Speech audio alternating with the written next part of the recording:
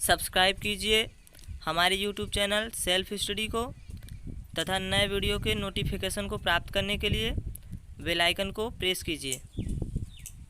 चलिए दोस्तों, आज प्रीवियस ईयर क्वेश्चन पेपर 2006 का क्वेश्चन नंबर 61 से फिजिक्स केमिस्ट्री स्टार्ट करेंगे। आज देखिए क्वेश्चन नंबर 61 दिया है, लेन विधि द्वारा हाइड्रोजन बनाने की विधि का रासायनिक समीकरण। देखिए दोस्तों, दिया है यहाँ पे, लेन विधि द्वारा हाइड्रोजन बनाने की विधि का रासायनिक समीकरण 3F + 4H2O, उसके बाद 773 से 1050 केल्विन टेम्परेचर पर प्राप्त होगा Fe3O4 + 4H2। यही आपका हाइड्रोजन है। लेन विधि द्वारा हाइड्रोजन बनाने की विधि का रासायनिक समीकरण है, इसको आपको ध्यान देना होगा। चलिए नेक्स्ट क्वेश्चन देखते हैं। नेक्स्ट क्वेश्चन है, इतने में न्यूट्रॉनों की संख्या पूछा है दोस्तों। 92 और जो U दिया है उसके ऊपर आपको 235 दिया है। इतने में न्यूट्रॉनों की संख्या है आप तो देखिए यहाँ पे दिया है दोस्तों, इतने का परमाणु भार 235, यानी कि दोस्तों ये जो ऊपर दिया रहता है इसको परमाणु भार कहते हैं और ये जो नीचे दिया रहता है इसको परमाणु क्रमांक कहते हैं। यहाँ पे देखिए, और इतना का परमाणु क्रमांक जिसको Z मानते हैं ये 92 है। और न्यूट्रॉनों की संख्या दोस्तों क्वेश्चन पूछा गया है, यहाँ पे देखिए लिखा गया है, इतने में न्यूट्रॉनों की संख्या A - Z। न्यूट्रॉनों की संख्या का फार्मूला होता है दोस्तों A - Z। तो A का मान है 235 और Z का मान है 92, 92 सॉल्व करने में 143 प्राप्त हुआ है दोस्तों। चलिए नेक्स्ट क्वेश्चन देखते हैं। पीले फास्फोरस को रखते हैं। देखिए दोस्तों, ऑप्शन नंबर ए दिया है इसका आंसर। पीले फास्फोरस को जल में रखते हैं। पीले फास्फोरस को जल में क्यों रखते हैं, पढ़ लीजिए दोस्तों। पीला फास्फोरस बहुत अभिक्रियाशील होता है। पीला फास्फोरस क्लोरीन में स्वतः जलने लगता है और फास्फोरस ट्राइक्लोराइड बनाता है ना। पीले फास्फोरस को जल में रखते हैं क्योंकि पीला फास्फोरस वायु के साथ बहुत प्रबलता से अभिक्रिया करता है, किंतु जल से अभिक्रिया नहीं करता। दोस्तों यहाँ पे ध्यान दीजिए, किंतु जल से अभिक्रिया नहीं करता, इसलिए पीले फास्फोरस को जल में रखते हैं। नेक्स्ट क्वेश्चन देखते हैं। गंधक सल्फर जब नाइट्रिक अम्ल में डाला जाता है तब गैस निकलती है। यानी कि दोस्तों क्वेश्चन पूछा गया है, सल्फर जो होता है जिसको गंधक कहते हैं, उसको जब नाइट्रिक अम्ल में डाला जाता है तो कौन सी गैस निकलती है, ये आपको बताना है। चलिए देखते हैं कौन सी गैस निकलती है। ऑप्शन नंबर ए देखिए दोस्तों, इसका आंसर है दिया है, गंधक जब नाइट्रिक अम्ल में डाला जाता है तब यह ऑक्सीकृत होकर सल्फ्यूरिक अम्ल में बदल जाता है और नाइट्रिक ऑक्साइड गैस बनाता है। यानी कि दोस्तों जब गंधक को नाइट्रिक अम्ल में डाला जाता है तो आपको नाइट्रिक ऑक्साइड गैस प्राप्त होता है, यही आपका आंसर होगा। चलिए नेक्स्ट क्वेश्चन देखते हैं। ऑक्सीजन का कितना आयतन, देखिए दोस्तों, ऑक्सीजन का कितना आयतन 10 ग्राम पोटेशियम क्लोरेट को गर्म करने पर NTP पर निकलेगा। देखिए दिया गया है, किसी गैस के 1 ग्राम अणु का आयतन NTP पर 22.4 लीटर होता है। 1 ग्राम अणु का आयतन NTP पर 22.4 लीटर होता है दोस्तों। यहाँ पे देखिए, ये है आपके पोटेशियम क्लोरेट का फार्मूला और उसमें देखिए दोस्तों ऑक्सीजन, आप यहाँ पे देखिए, यहाँ पे ऑक्सीजन 3O2 है तो 3 का मल्टीप्लाई 22.4 लीटर में किया गया है तो इतना लीटर प्राप्त हुआ। और इसका अणु भार रख दिया गया है KClO3 का, तो पूरा इसका ग्राम पता लग गया, यहाँ पे 245 ग्राम है। और दोस्तों उसका जो ये है लीटर में आ गया है। अब देखिए नीचे लिखा है, इसलिए 245 ग्राम KClO3 को गर्म करने पर O2 इतना लीटर होता है, इसलिए KClO3 को गर्म करने से प्राप्त O2 इतना अपान 245 × 10, यानी कि ये वाला जो है दोस्तों ये 1 ग्राम का है तो 10 ग्राम का निकालने के लिए × 10 का गुणा कर दिया गया है और जो आएगा वो आपका आंसर हो जाएगा। चलिए नेक्स्ट क्वेश्चन देखते हैं। ग्रेफाइट की विद्युत चालकता के कारण ग्रेफाइट के बनाए जाते हैं। देखिए आंसर दिया गया है, ग्रेफाइट की विद्युत चालकता के कारण विद्युत इलेक्ट्रोड ग्रेफाइट से ही बनाया जाता है।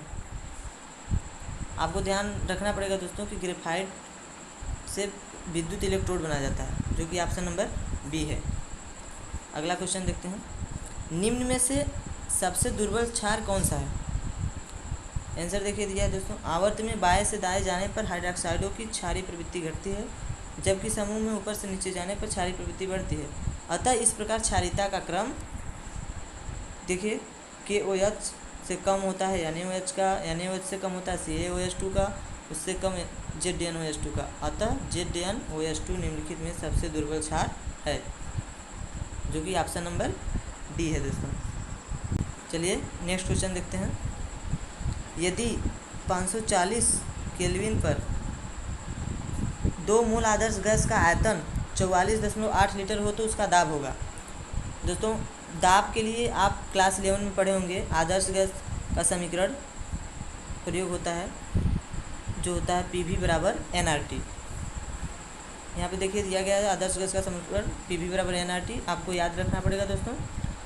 उसके बाद देखिए जहाँ आदर्श गैस का आयतन भी दिया है 44.8 यहाँ पे दिया है दोस्तों। उसके बाद आदर्श मोलों की संख्या n बराबर 2 दिया है आपको यहाँ पर देखिए क्वेश्चन में।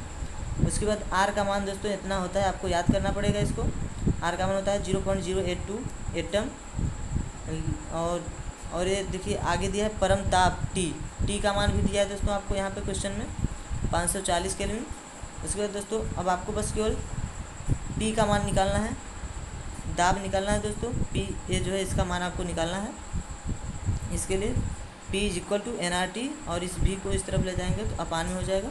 उसके बाद सबका मान रख देंगे दोस्तों। P का मान देखिए आ गया है यहाँ पे 2 एटम। अगला क्वेश्चन देखते हैं, एक धातु के फास्फेट का सूत्र M3PO4 कोष्टक बंद 5 है, इसके ऑक्साइड का सूत्र होगा। देखिए दोस्तों दिया गया है आंसर, एक धातु के फास्फेट का सूत्र इतना है, चूँकि यम की ऑक्सीकरण संख्या +5 है।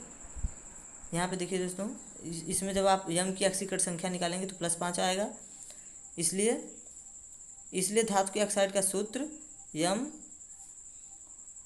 M2O5।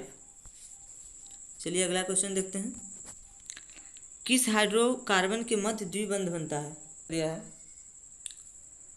ऑप्शन नंबर ए है इसका आंसर। देखिए CnH2n ये द्विबंध युक्त हाइड्रोकार्बन होता है जिसको एल्कीन बोला जाता है। यानी कि क्वेश्चन पूछा है किस हाइड्रोकार्बन के मध्य द्विबंध बनता है, तो आप लिखेंगे CnH2n एल्कीन वाले, एल्कीन ग्रुप का जो सदस्य होता है उसमें द्विबंध बनता है। और आगे देखिए दिया है आंसर में, यदि क्वेश्चन पूछ सकता है घुमाकर, देखिए आगे दिया है आंसर में CnH2n+2 एकल बंध युक्त हाइड्रोकार्बन एल्केन है और CnH2n-2 तृतीय बंध युक्त हाइड्रोकार्बन एल्काइन है।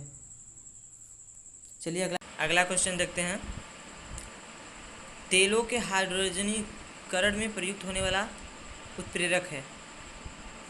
देखिए दोस्तों कौन सा उत्प्रेरक है, आंसर में दिया गया है, तेलों के हाइड्रोजनीकरण या कठोरीकरण में तेलों को वनस्पति घी में निकिल एनआई उत्प्रेरक के द्वारा परिवर्तित किया जाता है। इस अपक्रिया में निकिल उत्प्रेरक H2 गैस को अवशोषित कर अपक्रिया की गति को बढ़ाता है। दोस्तों ये जो निकिल है यही उत्प्रेरक है, तेलों के हाइड्रोजनीकरण में प्रयुक्त होने वाला उत्प्रेरक निकिल है। चलिए अगला क्वेश्चन देखते हैं, यूरेनियम। देखिए दोस्तों जैसे अभी पिछला क्वेश्चन हम लोग इस प्रकार के पढ़े हैं। देखिए यूरेनियम इतना से प्रति नाभिक विखंडन ऊर्जा उत्पन्न होती है। आंसर देखिए, इतना यूरेनियम के प्रति नाभिक विखंडन से 200 MeV ऊर्जा प्राप्त होती है। आपको याद करना पड़ेगा दोस्तों कि इतना 92U235 यूरेनियम के प्रति नाभिक विखंडन से 200 MeV ऊर्जा प्राप्त होती है। अगला क्वेश्चन देखते हैं, निम्न अणुओं में से किसमें सहसंयोजक बंध है? दोस्तों ये जो निम्न अणु दिए गए हैं MgCl2 NaCl CH4 CaO, इसमें से सहसंयोजक बंध किसमें सहसंयोजक बंध पाया जाता है? यहाँ पे आंसर देखिए ऑप्शन नंबर सी दिया है CH4 मीथेन। पढ़ लेते हैं इसको, MgCl2 NaCl एवं CaO में आयनिक बंध उपस्थित है। इतने में दोस्तों आयनिक बंध उपस्थित है, और जबकि CH4 अणुओं में सभी C कार्बन हाइड्रोजन बंध जो है सहसंयोजक बंध है। चलिए अगला क्वेश्चन देखते हैं, एस्पिरिन, डाइजेपाम, क्लोरोफार्म मर्क्यूरोक्रोम में से शामक है। इसमें से शामक कौन सा है दोस्तों, वो बताना है। देखिए आंसर में दिया गया ऑप्शन नंबर सी। उसके बाद डाइजेपाम शामक होता है, डाइजेपाम शामक होता है दोस्तों। इसको बस आपको ध्यान देना पड़ेगा, याद करना पड़ेगा। और अगला क्वेश्चन चलिए देखते हैं। रेडियो एक्टिव विघटन में नाभिक एक बार में उत्सर्जित करता है, क्या उत्सर्जित करता है दोस्तों? चलिए आंसर देखते हैं। आंसर देखिए दोस्तों, यहाँ पे दिया गया ऑप्शन नंबर ए, केवल अल्फा या बीटा कण। यहाँ पे लिखा गया है आंसर में, ये रेडियो एक्टिव विघटन में नाभिक एक बार में या तो अल्फा कण उत्सर्जित करता है या तो बीटा कण उत्सर्जित करता है। चलिए अगला क्वेश्चन देखते हैं। एक लेंस जिसकी क्षमता +2 डायोप्टर है, उसकी फोकस दूरी होगी। दोस्तों लेंस की क्षमता का फोकस दूरी यदि दिया है तो उसकी क्षमता निकालने का फार्मूला होता है, जो कि यहाँ पे देखिए फार्मूला लगाया गया है। क्षमता इज इक्वल टू 1/, लेंस की मीटर में फोकस दूरी। तो दोस्तों आपके यहाँ पे क्षमता दिया गया है और आपको फोकस दूरी निकालना है। तो क्षमता 2 डायोप्टर दिया गया है, तो यहाँ पे 2 लिखा गया है। उसके बाद 1/f निकालना है आपको, तो f रख दिया गया है। उसके बाद सॉल्व कर दिया गया है दोस्तों, आंसर आ गया 50 सेमी। चलिए अगला क्वेश्चन देखते हैं। एक पतले उत्तल लेंस की फोकस दूरी 9 सेमी है तथा दूसरे पतले अवतल लेंस की फोकस दूरी 18 सेमी है, तो इन दोनों के संयोग से बने संयुक्त लेंस की फोकस दूरी होगी। दोस्तों देखिए 2 प्रकार का लेंस है। एक पतले उत्तल लेंस जिसकी फोकस दूरी 9 सेमी है तथा दूसरे पतले अवतल लेंस की फोकस दूरी 18 सेमी है, तो इन दोनों के संयोग से बना जो संयुक्त लेंस है उसकी फोकस दूरी निकालना है दोस्तों। तो संयुक्त लेंस की फोकस दूरी आप क्लास 12 में पढ़ेंगे। संयुक्त लेंस की फोकस दूरी दोस्तों आप क्लास 12 में पढ़े होंगे। उसके लिए फार्मूला होता है, सूत्र 1/f is equal to 1/f1 plus 1/f2। तो दोस्तों आपको 1/f1 और f2 दिया है, उसके बाद मान रख दिया गया है दोस्तों। f1 दिया है आपका 9 सेमी क्वेश्चन में और f2 18 सेमी दिया है। देखिए यहाँ पे दोनों रखा गया है। और दोस्तों यहाँ पे थोड़ा सा ध्यान दीजिए, -18 सेमी रखा गया है क्योंकि ये अवतल लेंस का फोकस दूरी है। उसके बाद सॉल्व कर दिया गया है, आपका संयुक्त लेंस की फोकस दूरी 18 सेमी आ गया। चलिए अगला क्वेश्चन देखते हैं। किसी परिपथ में 2 एम्पियर की धारा बह रही है, यदि 1 सेकेंड में परिपथ में विभिन्न बिंदुओं पर 0.40, 0.80, 1.20, 0.60 जूल कार्य हुआ तो बैटरी का EMF होगा। दोस्तों ये क्लास 12 में इस प्रकार का न्यूमेरिकल फिजिक्स में आपको पढ़ने को मिला होगा। EMF निकालने के लिए EMF का फार्मूला होता है दोस्तों। दोस्तों EMF का मतलब होता है एक प्रकार से विभव। तो उसके देखिए दोस्तों यहाँ पे फार्मूला दिया गया है, EMF V is equal to W/Q। तो आपको Q पहले निकालना है दोस्तों। I का मान आपको दिया है 2 एम्पियर। देखिए I का मान क्वेश्चन में 2 एम्पियर दिया है और T का मान 1 सेकेंड दिया है क्वेश्चन में। तो Q निकल गया I × 2 T करके 2 × 1 इज इक्वल टू 2 आया। उसके बाद EMF इज इक्वल टू होता है दोस्तों W/Q। तो W का मान आपको यहाँ पे दिया ही है दोस्तों, सबको ऐड कर देंगे। देखिए 0.040 ये सब दिया है, इसको यहाँ पे देखिए ऐड कर दिया गया है। अपान Q का मान 2 आया है। फिर उसके बाद सॉल्व करने पर आपका आंसर आ गया 1.5 वोल्ट। अगला क्वेश्चन देखते हैं। SI पद्धति में पृष्ठ तनाव का मात्रक है। दोस्तों पृष्ठ तनाव का पहले सूत्र होता है बल अपान लंबाई से SI पद्धति में पृष्ठ तनाव का मात्रक न्यूटन प्रति मीटर होगा। अगला क्वेश्चन देखते हैं। एक साबुन के बुलबुले को ऋण आवेश दिया गया है तो उसकी त्रिज्या क्या होगी दोस्तों, बताना है आपको कि उसकी त्रिज्या कम हो जाती है कि बढ़ जाती है, अपरिवर्तित रहती है कि कुछ भी नहीं कर सकते हैं। देखिए यहाँ पे आंसर दिया है ऑप्शन नंबर बी, बढ़ जाती है। क्यों बढ़ जाती है दोस्तों, पढ़ लेते हैं हम लोग। प्रत्येक निकाय अधिक स्थायित्व प्राप्त करने के लिए स्वयं की स्थिति ऊर्जा को कम करने का प्रयास करता है। जब हम साबुन के बुलबुले पर आवेश बढ़ाते हैं तब उसकी त्रिज्या भी बढ़ती है, इसलिए उसकी साबुन के बुलबुले को ऋण आवेश देने पर उसकी त्रिज्या बढ़ जाती है।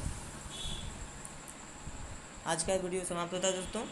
यदि मेरा वीडियो अच्छा लगे तो लाइक, कमेंट एंड शेयर कीजिए तथा चैनल पर फर्स्ट टाइम विजिट करें तो चैनल को सब्सक्राइब कीजिए।